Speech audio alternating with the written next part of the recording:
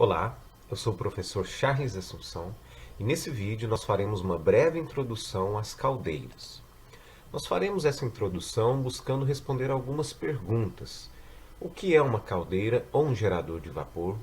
O que é o vapor e qual o fluido de trabalho mais comum de caldeiras a vapor na indústria? E quais são as principais aplicações desse vapor gerado na caldeira? Respondendo então o que é a caldeira ela pode ser entendida como um equipamento onde ocorre a transferência de calor, ou seja, de energia, de uma fonte a alta temperatura para um fluido de trabalho, a fim de gerar vapor com características definidas. Então, é um equipamento que usa como energia o calor proveniente, seja dos gases da combustão que ocorrem na própria caldeira, ou gases de outro processo. E aí a gente está falando de sistemas de cogeração, por exemplo, um forno que tenha como subproduto um gás a 800 graus, a 600 graus, por exemplo. Esses gases provenientes de outro processo vão funcionar como essa fonte de alta temperatura para transferir calor a um fluido que será evaporado, ou seja, será gerado vapor desse fluido com características definidas. Essas características são basicamente temperatura, pressão e o nível de umidade também a gente pode estabelecer como característica importante desse vapor gerado. O vapor é um estado físico da matéria. A gente estuda em física básica que a gente tem sólido, líquido e gás. Então o vapor é uma forma de gás de determinada substância.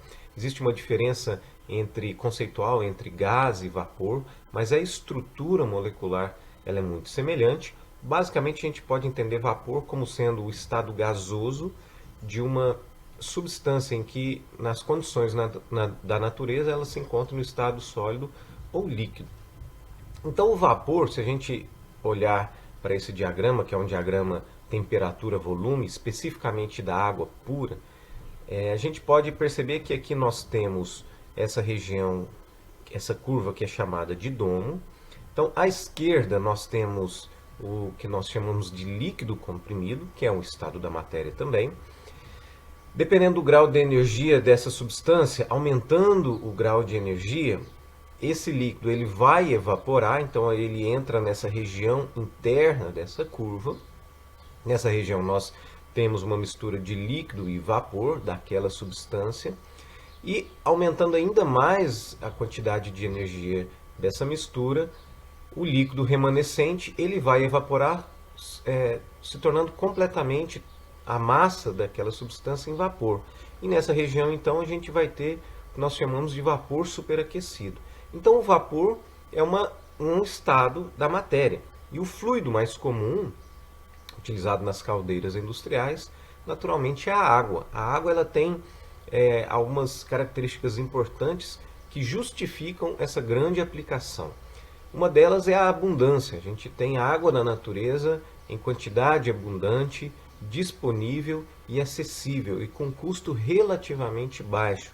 O outro é a baixa periculosidade ou riscos que esse fluido oferece. É um fluido não tóxico, de fácil manipulação e também ela tem características termodinâmicas importantes.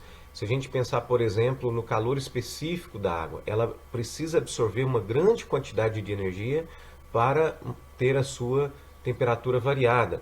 Ou até mesmo na entalpia ou calor de evaporação, ela precisa de uma quantidade muito grande de energia para evaporar. E por isso, então, ela se torna uma substância bastante interessante para fazer a condução de energia, porque o vapor ele pode funcionar como um meio de condução de energia. A gente gera energia numa determinada parte da planta, da instalação, transporta essa energia por meio do vapor a um outro equipamento, a algum outro sistema, e o fluido de trabalho, nesse caso a água, ele é capaz de carregar uma quantidade muito grande de energia e de forma bastante segura. Então, em linhas gerais, a gente vai trabalhar com vapor, que vai estar nessa região. No limite aqui, só relembrando, a gente tem vapor saturado. É aquele vapor que está no limite entre o líquido e vapor. Qualquer quantidade de energia que a gente tire desse vapor aqui, ele pode se condensar, e nessa região a gente tem vapor superaquecido, ou seja, para uma mesma temperatura, para uma mesma pressão, esse vapor estará a uma temperatura superior a essa temperatura de evaporação. Aplicações do vapor são inúmeras, mas eu trouxe aqui apenas algumas bastante características. A gente tem ali para geração de energia elétrica, então com turbinas a vapor, nós vamos ter o gerador de vapor ou a caldeira, gerando vapor a temperaturas e pressões especificadas. Esse vapor vai ser conduzido a uma turbina, onde ele vai expandir e ele vai mover as pás dessa turbina, e a turbina estará acoplada a um gerador de energia elétrica, por exemplo, e depois esse vapor vai ser condensado, bombeado novamente para a caldeira e fica nesse ciclo fechado. Em processos industriais, aí a aplicação realmente é muito grande, pode ser para aquecimento, pode ser para reações, esterilizações, como mostrado embaixo também, para limpeza, se a gente pensa em limpeza de roupa de cama de hotéis, hospitais, boa parte desses processos é feita com a utilização de vapor de alta temperatura, esterilização de equipamentos cirúrgicos, instrumentos cirúrgicos, odontológicos também. À esquerda aqui embaixo, acionamento de máquinas, talvez tenha sido uma das primeiras aplicações, a máquina a vapor, os motores a vapor. Então ali tem um exemplozinho de bancada, mas se a gente lembrar das locomotivas que a gente vê nos filmes antigos, as Marias Fumaças, então ali sempre gerando vapor para acionar um motor a vapor. E finalmente eu gostaria de falar um pouco a respeito do princípio de funcionamento da caldeira, nesse vídeo introdutório. É claro que nos próximos vídeos a gente vai aprofundar nos fenômenos, mas a gente pode fazer a analogia da caldeira com uma panela de pressão. Como que funciona a panela de pressão? A gente vê aqui, a gente vai ter um alimento para ser cozido, a gente vai ter água e a gente tampa essa caldeira. Essa panela? Por que a gente tampa? Exatamente para que, à medida que a gente fornece calor, e aqui está representado a chama de um fogão, à medida que a gente fornece calor, essa água, num primeiro momento, ela vai aquecer, vai chegar um ponto, se ela estiver a pressão atmosférica, vamos imaginar 100 kPa, de aproximadamente 100 graus, ela vai começar a evaporar. Ou seja, vai ocorrer uma transformação de fase ali, mas sem aumentar a temperatura dessa mistura, que vai permanecer em aproximadamente 100 graus. Como a gente quer cozinhar o alimento mais rapidamente ou mais intensamente, a gente precisa de uma temperatura maior.